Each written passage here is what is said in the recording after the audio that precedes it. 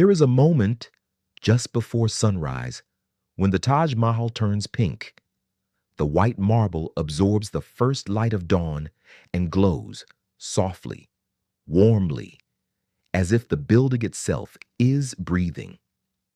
Every year, millions of people travel from every corner of the world to stand before it. They come with cameras. They come with wonder. Some of them cry and they cannot explain why. But here is what most of them do not know. The Taj Mahal was never meant to be a tourist destination. It was never meant to be a symbol of India, or a wonder of the world, or a postcard image reproduced on a billion screens. It was meant to be a grave. It was meant to be the resting place of a woman so beloved that when she died, the man who ruled the most powerful empire on earth lost the will to exist. And what he built in her memory took 22 years, 20,000 workers, and resources that would have funded entire wars. This is not just the story of a building. This is the story of love so vast it reshaped the landscape of a nation. This is the story of the Taj Mahal. The Taj Mahal stands on the southern bank of the Yamuna River in Agra, India. Its main dome rises nearly 73 meters above the ground. Its white marble changes color with the light, pale in the morning, golden in the afternoon, silver in the moonlight. It was completed in approximately 1653, during the reign of the Mughal Emperor Shah Jahan. In 1983, UNESCO designated it a World Heritage Site. Today, it is widely considered one of the finest examples of Mughal architecture ever built, drawing an estimated 6 to 8 million visitors each year. But statistics do not capture what happens when a person stands before it for the first time. Because the Taj Mahal does something that very few human-made structures can do. It makes you feel something before you understand what you are looking at. That feeling has a reason. And the reason is a story. To understand it fully, we have to go back to the 17th century, back to the greatest empire on the Indian subcontinent, back to the moment a young prince met the woman who would change the course of history simply by existing. The Mughal Empire was one of the largest and wealthiest empires in human history. At its peak in the late 17th century, it controlled more than 4 million square kilometers of territory across the Indian subcontinent. It was home to roughly a quarter of the entire world's population at the time. Its economy is estimated to have produced somewhere between a quarter and a third of global GDP. It was a civilization of extraordinary sophistication in art, architecture, literature, science, and governance. Its courts were centers of culture and intellectual exchange. Its emperors were patrons of art and scholarship on a scale that had few equals anywhere in the world. The empire had been founded in 1526 by Babur, a descendant of both Timur and Genghis Khan. By the time of our story, it was in its fourth generation of rule, under the man who would leave the most visible mark of all. His name at birth was Khurram. He was the son of Emperor Jahangir, the grandson of the legendary Akbar the Great. He was educated as a prince should be, in military strategy, in the arts, in administration, in the skills of empire. He was also, from an early age, deeply interested in architecture. He had an eye for beauty, a passion for symmetry, and a belief that great buildings were the highest expression of human ambition. He would prove that belief correct in a way even he could not have foreseen. But first, he had to fall in love. In 1607, the Prince Khurram was 15 years old when he encountered a young woman selling silk and glass beads in the Mina Bazaar of the Agra fort. Her name was Arjumand Banu Begum. She was 14 years old, the daughter of a Persian nobleman and the granddaughter of a respected statesman at the Mughal court. Historical accounts describe the prince as immediately and profoundly affected. According to the court historian Abdul Hamid Lahori, whose chronicle Padchahnama remains one of the primary sources for this period, the young prince was captivated, not simply by her appearance, but by her intelligence, her composure, and the quality of her presence. He went to his father and asked permission to marry her. The engagement was formalized, but they did not marry immediately. Court protocol required a period of waiting, and auspicious dates had to be determined. They waited 5 years. They married in 1612. Khurram was 20 years old, and from that day forward, by all available historical accounts, they were inseparable. The prince gave her the title Mumtaz Mahal, meaning the exalted one of the palace, or the crown of the palace. It is the name history remembers her by. He had other wives, as was the custom of the Mughal court, but the historical record is consistent on one point. Mumtaz Mahal was different. She was his closest companion, his trusted advisor, the one whose seal he placed on imperial documents as a mark of absolute trust. She traveled with him on military campaigns, which was highly unusual. She was present at his side during some of the most dangerous and turbulent years of his life. They had 14 children together over 19 years of marriage. The 14th would cost her everything. In 1631, during the military campaign at Burhanpur, Mumtaz Mahal went into labor with their 14th child. The delivery was difficult. After 30 hours, she gave birth to a daughter named Gauharara Begum. She did not survive. Mumtaz Mahal died on the 7th of June, 1631. She was approximately 37 or 38 years old. Shah Jahan, for he had become emperor 4 years earlier, was at her bedside when she died. Contemporary accounts describe his grief as total. He did not appear in public for a week. When he finally emerged, his hair and beard had reportedly turned gray. For 2 years he wore only white, the color of mourning. He gave up music, which he had loved. He gave up the wearing of jewelry. He canceled all court celebrations. An empire of millions had an emperor who did not know how to exist without one person. And then he decided to build something. Construction of the Taj Mahal began in 1632, approximately 1 year after Mumtaz Mahal's death. The site chosen was on the southern bank of the Yamuna River in Agra, a location Shah Jahan selected personally. The land was acquired from the Maharaja of Jaipur in exchange for other properties. The foundation was laid with meticulous care on a site that required extensive preparation to ensure the stability of a structure of this scale near a riverbank. What followed was one of the most ambitious construction projects in human history.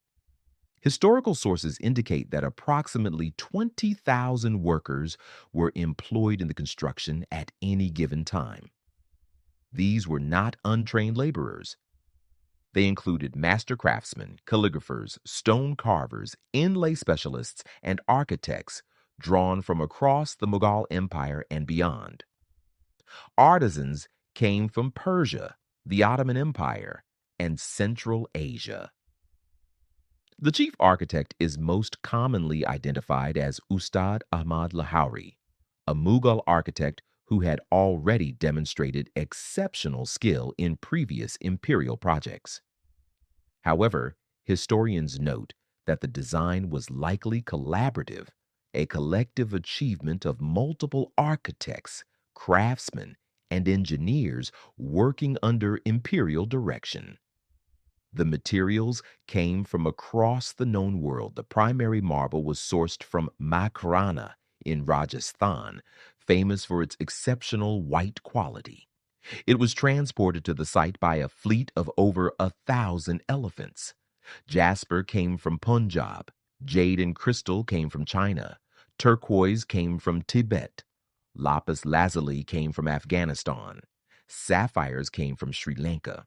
Carnelian came from Arabia. In total, historians have identified over 28 different types of precious and semi-precious stones used in the decorative inlay work alone. The engineering challenges were significant. The foundation system incorporated a network of wells filled with iron, stone, and timber to distribute the weight of the structure and maintain stability near the river. The main dome, a double dome, meaning the interior and exterior are separate shells, required innovative structural solutions that were remarkably advanced for the period. A massive earthen ramp, reportedly stretching several kilometers, was constructed to carry materials to the upper levels of the building during construction. It was said that the ramp alone took years to build and years to demolish after the dome was complete. Construction of the main mausoleum was completed in approximately 1643. The surrounding complex, including the mosque, the guest house, the great gate, the gardens, and the outer walls, was completed around 1653. 22 years, tens of thousands of human lives dedicated to a single act of remembrance. The estimated cost at the time was around 32 million rupees, though translating historical currency into modern equivalents involves significant uncertainty. Various estimates have placed the modern equivalent in the hundreds of millions to billions of dollars, though any such figure is inherently approximate. What is not approximate is what was created. The Taj Mahal is, at its core, a study in perfect symmetry. The main mausoleum sits on a large square plinth. The central dome rises to a height of approximately 73 meters. At each corner of the plinth stand 4 minarets, each slightly tilted outward, a deliberate design choice to ensure that, in the event of an earthquake or structural failure, the minarets would fall away from the main tomb rather than onto it. The dome itself is one of the most recognizable shapes in human architecture. It is technically a double dome. The outer shell and inner shell are structurally independent, allowing the exterior proportions to be optimized without compromising the interior space. The design creates an interior height far greater than would be visible from outside, producing a sense of vast, almost supernatural space when you step inside. The gardens that surround the Taj are formally called the Harbagh, a Persian garden concept meaning 4 gardens. They are divided by waterways and pathways into a precise grid with a reflecting pool at the center positioned so that the Taj Mahal is perfectly mirrored in the water. This reflecting pool was not an aesthetic afterthought. It was a deliberate design element. Shah Jahan wanted visitors to see the Taj Mahal and its reflection simultaneously, the real and the mirrored image, creating a visual experience of doubling and infinity. The calligraphy across the facades of the Taj Mahal was executed by a master calligrapher named Amanat Khan, who is one of the few craftsmen to have signed his work on the monument itself. The inscriptions are drawn from the Quran and are written in a style specifically designed to appear uniform in size from below, despite the letters actually increasing in size as they rise higher on the wall, compensating for the visual distortion of perspective. The inlay work, called parchinkari, involves cutting precisely shaped pieces of semi-precious stone and setting them into the marble surface with microscopic accuracy. Flowers, vines, geometric patterns, all created from individual fragments of colored stone fitted together without adhesive gaps visible to the naked eye. The architecture synthesizes Persian, Islamic, and Indian design traditions into something entirely its own. The overall layout follows Persian garden tomb traditions. The decorative language draws from Islamic geometric and calligraphic traditions. The use of local marble and the specific character of the dome reflect the Mughal architectural synthesis that had been developing over more than a century. The result is a building that belongs to no single tradition and surpasses all of them. No monument of this scale escapes mythology, and the Taj Mahal has accumulated its share. One of the most persistent stories is that Shah Jahan ordered the hands of the craftsmen to be cut off after the Taj Mahal was completed to prevent them from building anything as beautiful again. There is no historical evidence to support this claim. It is not mentioned in any contemporaneous historical record, including the detailed court histories of the period. Historians regard it as a legend without foundation. Another claim, which has gained significant attention in modern times, is that the Taj Mahal was originally a Hindu temple dedicated to the deity Shiva, and that Shah Jahan appropriated or converted an existing structure rather than building from scratch. This claim has been examined by historians and archaeologists and is not supported by the available historical or archaeological evidence. Multiple contemporaneous sources document the construction process from its beginning, and no credible evidence of a pre-existing temple structure has been established. There is also the famous and romantic claim that Shah Jahan intended to build a second Taj Mahal across the river in black marble as his own mausoleum. This story appears in the writings of the European traveler Jean-Baptiste Tavernier, who visited in the 17th century. And while it is compelling, most historians treat it with caution as it is not corroborated by Mughal court records. Shah Jahan was ultimately buried in the Taj Mahal beside Mumtaz, which is documented historical fact. The truth of the Taj Mahal requires no embellishment. The verified history is extraordinary enough. Shah Jahan ruled the Mughal Empire for 30 years from 1628 to 1658. His reign was, by many measures, the cultural apex of the empire. The Taj Mahal was not the only great architectural achievement of his rule. He also commissioned the Red Fort in Delhi and oversaw the construction of the Jama Masjid, among many other projects. But empires are not built on beauty alone, and the costs of Shah Jahan's monumental ambitions placed significant strain on the imperial treasury and, by extension, on the people of the empire. In 1658, Shah Jahan fell seriously ill. What followed was a succession struggle among his sons that ended with his third son, Aurangzeb, seizing power. Aurangzeb had his brothers killed and imprisoned his own father. Shah Jahan spent the last 8 years of his life confined in the Agra fort, within sight of the Taj Mahal across the river. Historical accounts suggest that in his final years, he would sit at a window in the fort and look across the water at the white dome of the monument he had built for the woman he had loved.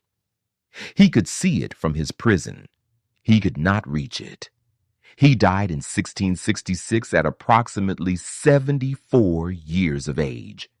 His body was carried across the river and placed in the Taj Mahal beside Mumtaz Mahal in the tomb he had built for her 34 years earlier.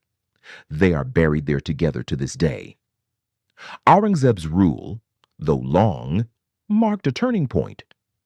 The Mughal Empire he governed gradually contracted under the weight of overextension and internal conflict. By the 18th century, the empire was weakening. By the 19th century, it was effectively over, dissolved in the aftermath of the 1857 uprising and the formal establishment of British colonial rule in India. The Taj Mahal outlasted the empire that built it. Today, the Taj Mahal is one of the most visited monuments on Earth and one of the most photographed objects in human history. It was designated a UNESCO World Heritage Site in 1983, recognized as an outstanding example of Mughal architecture and one of the universally admired masterpieces of the world's heritage. In 2007, it was named one of the new seven wonders of the world following a global public vote. But its preservation presents significant challenges. The marble is subject to yellowing from environmental pollution, primarily from vehicle emissions and industrial activity in the surrounding region. India's Supreme Court has issued repeated rulings restricting industrial activity within a defined exclusion zone around the monument. Conservation efforts are ongoing, and the Archaeological Survey of India oversees its maintenance and protection.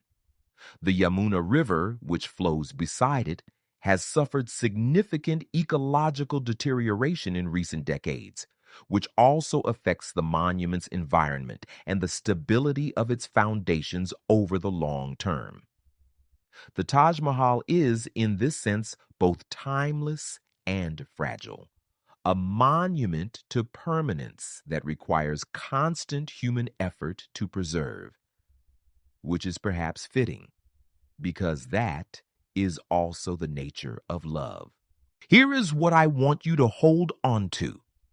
Shah Jahan was a man of immense power. He commanded armies, governed vast territories, and controlled wealth on a scale that most human beings across history could not have imagined. And yet, the thing that defines him, the reason his name is still spoken 4 centuries later, is not any battle he won, or any territory he conquered, or any law he passed. It is because he loved someone, and because he could not accept that love leaves no mark on the physical world when it ends. So he built a mark, the largest, most beautiful, most enduring mark that human hands have ever placed on the earth in the name of grief. 22 years, 20,000 workers, 28 kinds of precious stone, all to say one thing: I remember you. There is something in that impulse that reaches across every culture, every century, every difference of language and belief and geography. The desire to say, this person existed, this person mattered, this loss was real. The Taj Mahal is the most expensive, most magnificent, most visited statement of that desire in all of human history.